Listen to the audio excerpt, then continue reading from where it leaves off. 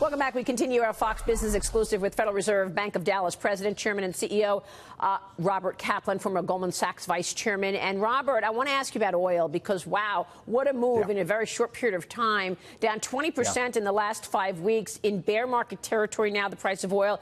Is oil an indicator that it is indicating that the global economy is slowing down, you know, or is it just telling us that we've got an oversupply situation? Yeah, I think it's a little bit of supply and a little bit of demand. So I think a lot of the changes, U.S. production has turned out to be a little higher year to date than people expected. Maybe some people were expecting 1 million net increase in the United States. We're probably going to be closer to 1.3 million, 1.4 million, 1.5 million. So that's one. The other thing is the government has given more waivers regarding Iran than the market might have expected.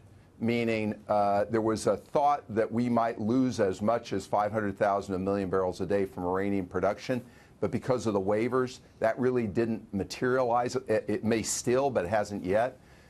And so you've got more supply. At the same time, there is worry that maybe global demand, especially from emerging markets, will slow a bit.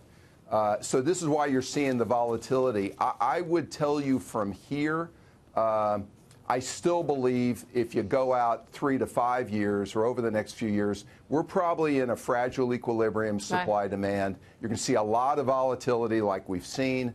But the fact of the matter is shale is going to need to grow prolifically to keep up with global demand.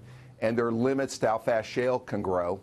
So you still may see some price pressure to the upside, but this is why you've seen the short-term downdraft. Interesting about the limits to shale. All right, very quickly here, Robert, I just want to ask you about the rest of the world. How closely are you looking at what's going on in Italy?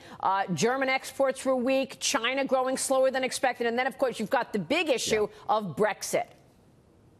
Right. So I'm looking at all that. So what it tells me is European growth is going to be challenging as we head into 19, and the European Central Bank already owns a lot of corporate debt and sovereign debt, so there are limits to what the ECB can do. And Italy and Brexit are just part of that overall mosaic in Germany of probably slower growth from Europe. And as you turn to China, China growth appears to be slowing. They're going to try to make up for it by even more leverage, in their case, and fiscal stimulus, but they can't do that forever. And so it's my own judgment that global growth is going to be a little bit of a headwind, and it may spill over to the United States. Robert, it's good to see you this morning. Thanks very much for joining us. Good to see you. Robert Kaplan.